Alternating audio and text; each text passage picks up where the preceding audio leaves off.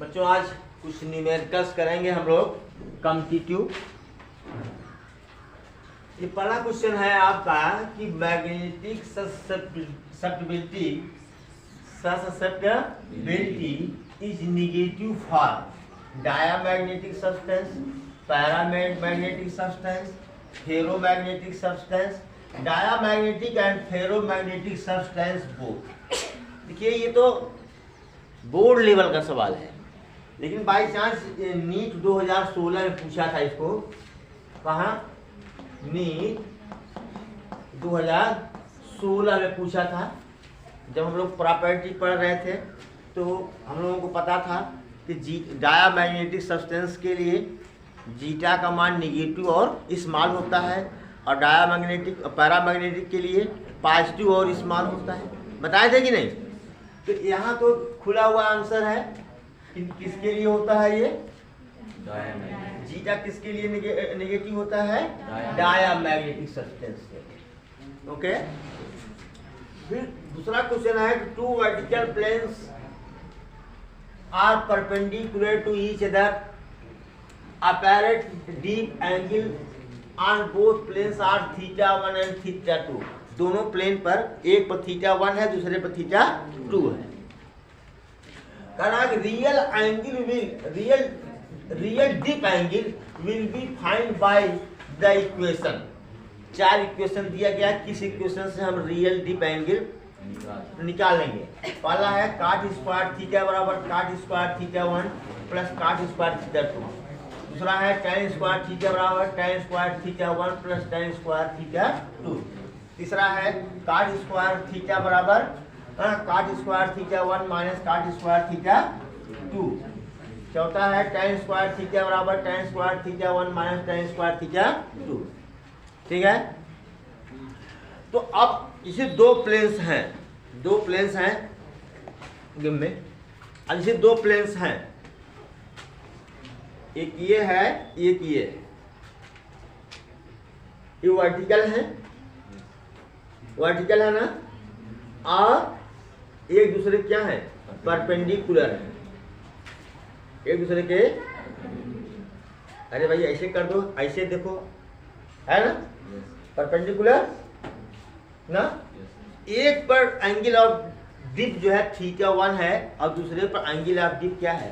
θ2 है। तो real angle का रियल डीप एंगल कितना होगा? तो प्रॉब्लम यह है, पहले हमको ये मानना पड़ेगा जो मैग्नेटिक मेरिडियन है, मान लीजिए पहले प्लेन से, क्या है ये? पहला प्लेन है। क्या है ये? तो ये प्लेन जो है, जो वर्टिकल प्लेन है, पहला प्लेन मैग्नेटिक मेरिडियन से कितना कोण बना रहा है? अल्फा। लेट, दिख रहा नहीं? Yes. Let first plane makes an angle from an angle alpha from magnetic meridian।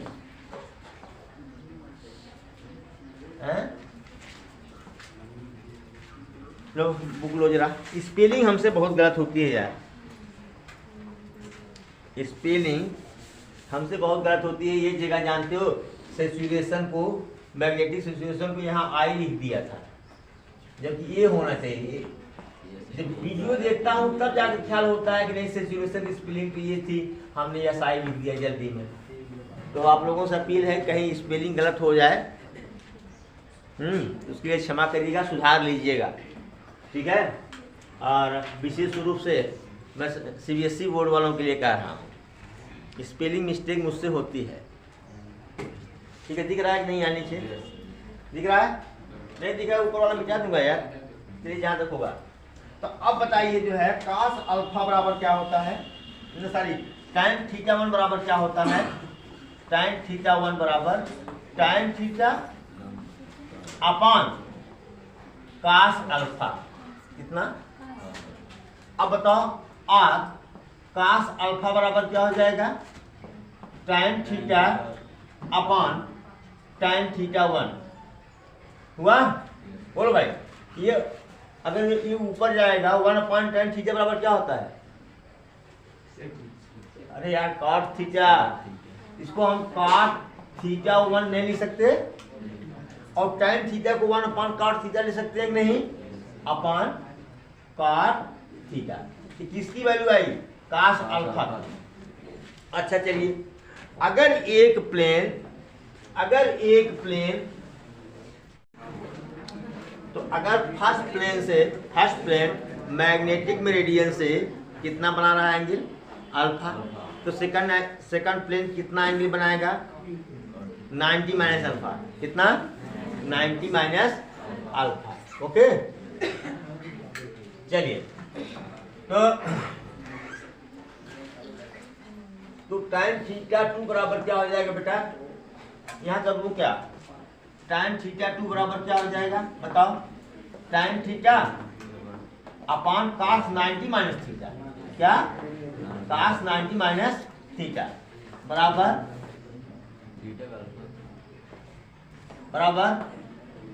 या r कर देता हूँ थोड़ा सा, r tan थीटा 2 बराबर tan थीटा अपॉन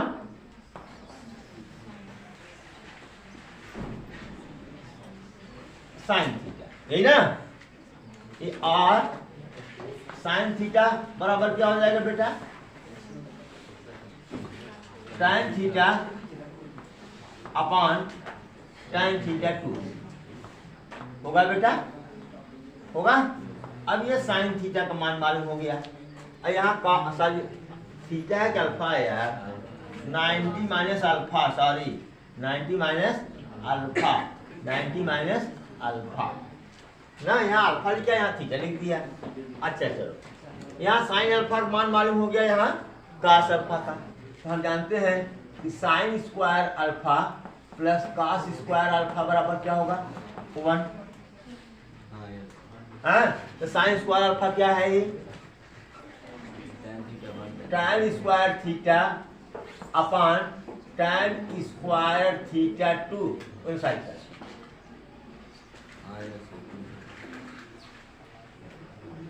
गलत हो रहा है। ये थीटा 2 ऊपर होगा, अपॉन नीचे थीटा होगा।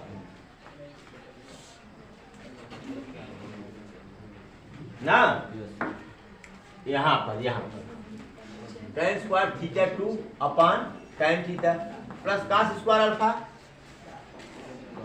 cot square theta 1। क्या लिख रहा हूँ यार मैं, एकदम सत्यानाश कर रहा हूँ। ये बराबर क्या हो जाए बताओ? cot थीटा, सब गलत हो रहा है।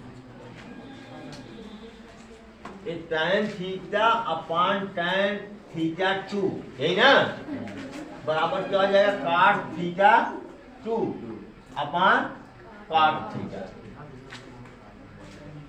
ये cot square theta 2 upon cot square theta, यहाँ cot square theta 1 upon cot square theta बराबर 1 ना, या cot square theta 1 plus cot square theta 2 बराबर cot स्क्वायर थीटा, मतलब cot स्क्वायर थीटा बराबर cot square theta 1 plus cot square theta 2। तो कौन सा ऑप्शन सही है बेटा? पहला वाला ऑप्शन सही है। ये ऑप्शन 1 क्या है? करेक्ट है। ये जानते हैं किसको पूछा था ये सवाल? लिख तो नहीं पाया हूँ, जेई मेंस का सवाल है शायद 2014 या 2015 का, जेई मेंस 2015 का क्वेश्चन है ये। ठीक है, ये वाला question note it please. Question number 3 है। थर्ड देखिए, इसको मैं शॉर्ट में लिखा हूँ, लंबा क्वेश्चन था। एक स्मॉल मैग्नेट है, एक सॉलिनॉइड के अंदर रखा हुआ है, और क्यों रखा हुआ है? डीमैग्नेटाइज होने के लिए। क्यों रखा हुआ है? डीमैग्नेटाइज होने के लिए। अगर इस सॉलिनॉइड की लेंथ क्या हो? 10 सेंटीमीटर हो और इसमें नंबर ऑफ टर्न्स फेरों की संख्या कितना हो 100 हो। और करा है कि टू मैग्नेटाइज द मैग्नेट, हाँ मैग्नेट को डीमैग्नेटाइज द मैग्नेट, हाँ कोर्सिटिविटी कितना है 3 × 10⁻³ एम्पियर पर मीटर। करा है कि करंट विल बी, मतलब यहाँ आई का मान कितना है, आई का मान कितना है, करा 30 milliampere, 60 milliampere, 3 ampere, 6 ampere ना। तो फार्मूला आप लोगों को बताए थे, याद होना चाहिए आप लोगों को कि एच बराबर क्या होता है B/μ0 - I, याद करिए ना। अगर एच की वैल्यू जब कितनी हो जाएगी, कितनी 3 × 10⁻³ ना, तो आई कितना हो जाएगा 0। बोलो भाई, जब इतना एच की वैल्यू इतनी हो जाएगी एच की, तो मैग्नेट क्या होगा डीमैग्नेटाइज हो जाएगा, तो आई का मान क्या हो जाएगा 0। बोलो, यानी B बराबर क्या होगा μ0 × 3 × 10⁻³ तसला ना। अब B बराबर क्या होता है, B बराबर μ0 n I, यही होता है कुछ और, μ0 n I ना बराबर μ0 3 × 10⁻³ μ0 गया। स्मॉल एन को क्या लिखेंगे n/L, n/L ना, एकांक लंबाई में फेरों की संख्या इंटू आई बराबर 3 × 10⁻³। अच्छा, ये जो लेंथ है इसको हम क्या लिख सकते हैं, ये सेंटीमीटर है ना, मीटर बदलने के लिए 100 का भाग, तो n कितना है 100 और l कितना है 10/100 मीटर है ना, इंटू आई बराबर 3 × 10⁻³, यही ना बेटा। ये ऊपर चला जाएगा, 1 0 1 0 काट दो, काट दिया, 2 0 1 0 3 0, 10⁻³ × आई बराबर 3 × 10⁻³ 3 3 से कट 10⁻³ से कट गया, आई बराबर 3 एम्पियर। तो कौन सा ऑप्शन सही है, थर्ड। Note it please.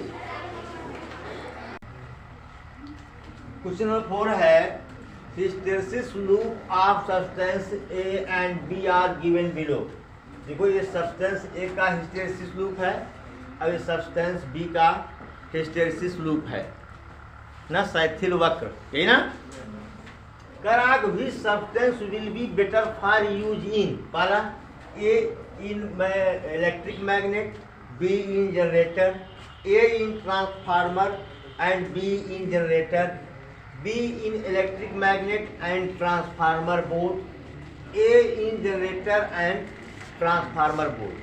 पहले तो मैं इलेक्ट्रिक मैग्नेट की बात बता दूं कि इलेक्ट्रिक मैग्नेट यूज कहाँ होता है, जैसे जहाँ लोहे के बड़े बड़े रॉड या ऑब्जेक्ट को उठाना होता है, तो वहाँ किरान जाती है, किरान ऐसे करती है, उसमें करंट फ्लो कराते हैं, वो तुरंत मैग्नेटाइज हो जाता है, उसको तो क्या करता है आकर्षित कर लेता है, अट्रैक्ट कर लेता है, और उठा करके जब नीचे लाता है तो तुरंत करंट क्या कर देते हैं जीरो, करंट क्या करते हैं जीरो करते हैं, फिर डीमैग्नेटाइज हो जाता है, वो उसको छोड़ देता है।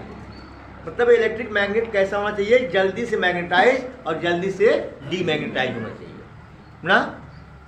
अच्छा, चाहे ट्रांसफार्मर हो, चाहे का कोर हो, चाहे मोटर या जनरेटर का क्रोड हो ना, इसमें सॉफ्ट आयरन यूज होता है। क्यों सॉफ्ट आयरन यूज होता है, क्योंकि इसमें एनर्जी लॉस क्या है ज़्यादा है, इसमें एनर्जी लॉस क्या है कम है। यानी इसको मैग्नेटाइज करने के लिए भी अधिक एनर्जी चाहिए और डीमैग्नेटाइज करने के लिए भी क्या चाहिए अधिक एनर्जी चाहिए। और यहाँ पदार्थ ऐसा होना चाहिए जो जल्दी से मैग्नेटाइज हो जाए और जल्दी से डीमैग्नेटाइज हो जाए। तो ऐसे सब्सटेंस का ऐसे सब्सटेंस में एनर्जी लॉस भी कम होगा, एनर्जी लॉस क्या होगा कम होगा।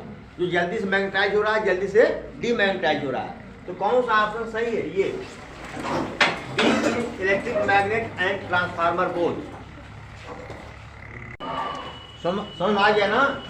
बी का यूज जो है इलेक्ट्रिक मैग्नेट और जनरेटर दोनों में किया जाए तो बेहतर होगा ना। ये क्वेश्चन था जेईई मेंस 2016 का, ठीक है, नोट कर लीजिए। चलिए जेईई मेंस 2019 क्वेश्चन है, करा in which combination of epsilon not and mu not ना will give the dimensional formula of resistance। मतलब इस कॉम्बिनेशन में इसका जो डायमेंशनल फार्मूला होगा या इसका जो डायमेंशनल फार्मूला होगा या इसका, इसमें से किसका जो है डायमेंशनल फार्मूला रेजिस्टेंस के डायमेंशनल फार्मूले के बराबर होगा। तो मैंने आपको लिख दिया epsilon not permittivity of electric permittivity of vacuum and magnetic permittivity of vacuum. इन दोनों का डायमेंशनल फार्मूला हमने रख दिया, रेजिस्टेंस का भी डायमेंशनल फार्मूला हमने, फिर एक एक का चेक करो रख करके ना, तो आप पाओगे ये कॉम्बिनेशन सही, ये वाला under root mu naught upon epsilon naught. यहाँ रख करके देख लो, दो डायमेंशनल फार्मूला को रख के देखोगे तो यही पाओगे आप, ठीक है ना। टाइम कम है, नहीं तो एक एक का चेक करके मैं दिखा देता कि ये गलत, ये गलत, ये गलत, यही सही है, ठीक ना। चलो बेटा, in paramagnetic substance there are 10 power 26 atoms per meter cube होगा भैया, मालूम है। करा अगर और इस 350 केल्विन टेम्परेचर पर इसका जीटा का मान कितना है 2.8 × 10⁻⁴। करा 300 डिग्री सेल्सियस पर जीटा का मान क्या होगा? ये भी जेईई मेंस 2019 का क्वेश्चन है, ये समझ गया कि नहीं। तो जीटा 2 बराबर, देखो भाई जीटा हम बना नहीं पाते कायदे से, जीटा 1 T1 अपॉन T2। देखो मैं ऑप्शन नहीं दे रहा हूँ, यही ना, डायरेक्ट लगा रहा हूँ, समय नहीं है। तो जीटा 1 कितना है भैया 2.8 × 10⁻⁴, और T1 कितना है 300/350 ना। नहीं T1 कितना है 350 है, 350 है, और T1 कितना है 300 है। जब इसको सॉल्व करेंगे तो आपका आंसर आ जाएगा 3.267 × 10⁻⁴ ना। हाँ नोट कर लें प्लीज। चलिए ये भी 2019 का है, जेईई मेंस 2019 का क्वेश्चन है। A bar magnet is kept in a solenoid, solenoid में रखा गया है। क्यों रखा गया है? डीमैग्नेटाइज होने के लिए, ठीक है। Of length 0.2 metre and 100 turns, जिसमें फेरों की संख्या कितनी है 100। अगर इस सॉलिनॉइड में 5.2 एम्पियर का करंट फ्लो कर रहा है तो एससी कितना होगा, कोर्सिटिविटी कितनी होगी, जिस पर ये भाई amount of -H at which magnet becomes demagnetized is called coercivity. यही है ना। एससी बराबर क्या होता है B upon mu not. B बराबर क्या होता है बताओ, mu not Ni upon mu not, cut गया। बराबर क्या है बेटा Ni बराबर N अपॉन Li। बोलो हुआ ना। एचसी का मान दिया हुआ है, कितना है? अच्छा एचसी फाइंड करना है ना। अच्छा ठीक है, तो बराबर N कितना है 100, L कितना है 0.2, बोलो I कितना है 5.2 ना। तो क्या हो गया ये 100 × 5.52 अपॉन 2 26 हो रहा है। बराबर 26 आगे 2600 ampere per metre. Time has been over, 5 minute ज़्यादा ले लिए। Thank you so much for watching video. ये केवल तो भाई इंजीनियरिंग का है, नीट का है, लेकिन बोर्ड लेवल के लिए भी बहुत इंपॉर्टेंट है। ठीक है।